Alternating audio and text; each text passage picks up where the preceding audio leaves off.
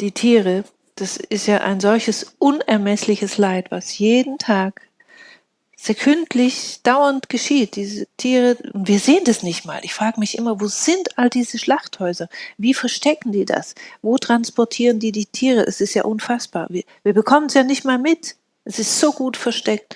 Wir finden es dann nachher als abgepacktes Ding im Supermarkt und machen uns keine Gedanken mehr drüber. Was können wir tun, um das unermessliche Leid der Tiere zu lindern? Und eine Frage, die eigentlich vorher kommt: War es von Anfang an vorgesehen, zu Beginn, wie du sagtest, also du sagtest, der Mensch war doch so und so vorgesehen und auch nicht, es war auch nicht vorgesehen, dass er so vergisst. War es von Anfang an vorgesehen, dass Menschen Tiere essen? Nein, das war logischerweise auch nicht vorgesehen von Anfang an. Und es gab auch eine Zeit, wo die Tiere sich nicht gegenseitig gegessen haben. Und es gibt ja auch heute noch, auch auf anderen Planeten, wo sich Tiere nicht gegenseitig aufessen. Und Menschen, das war ja auch nicht von Anfang an so, dass man gesagt hat, sie essen Tiere. Und das, was man halt den Tieren antut, das ganze Leid, das geht ja auch ins Energiefeld der Erde. Und das hat auch eine Wirkung. Und auch jeder Mensch, der gut mit seinen Tieren umgeht, das hat ja auch energetisch eine Wirkung. Und das hilft auch den Tieren, wenn sie merken, es gibt Menschen, die gut mit ihnen umgehen. Aber es ist halt schon sehr im Kollektiv der Tiere drin, dass Menschen einfach ganz schlimm mit ihnen umgehen und irgendwie dieses Mitgefühl und die Liebe zu den Tieren irgendwie verloren haben. Weil sonst kann man sowas ja gar nicht tun.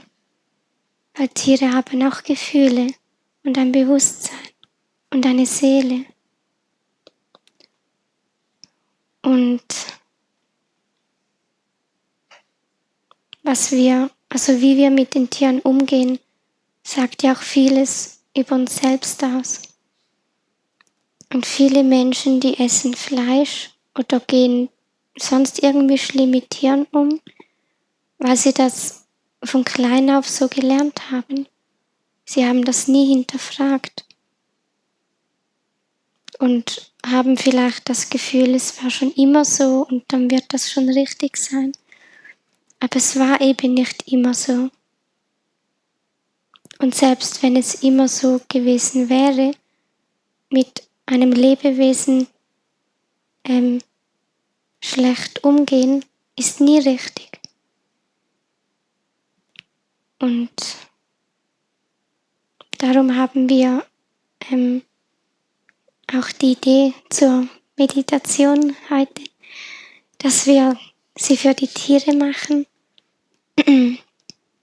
Also dass wir den Tieren unser Mitgefühl und unsere Liebe schicken und dass wir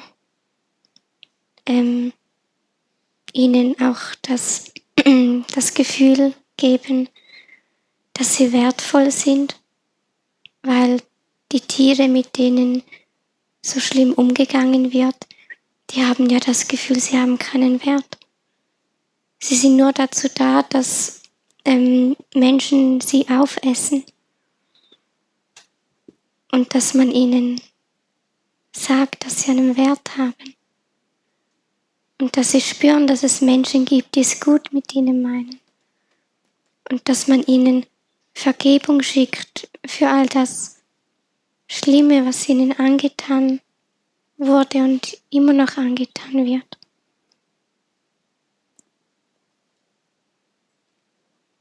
Das wäre so das Thema für die Meditation.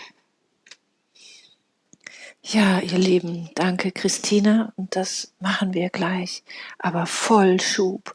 Und ich werde irgendwie möchte ich auch sagen, hey Tiere, es ist, auch das ist nur noch eine Phase und es wird ein Ende haben. Dieses Leid wird ein Ende haben. Es muss ein Ende haben und es wird auch, wenn alles seine Schwingung erhöht und die Menschheit und wir als Menschen und als Individuen unsere Schwingung erhöhen und unser Bewusstsein auch zu den Tieren geht, weil es geht ja dann gar nicht mehr anders. Und ja, an dieser Stelle danke, dass ihr dabei wart. Wir machen es jetzt so. Gleich läuft wunderbare Musik von Alexander Andersan.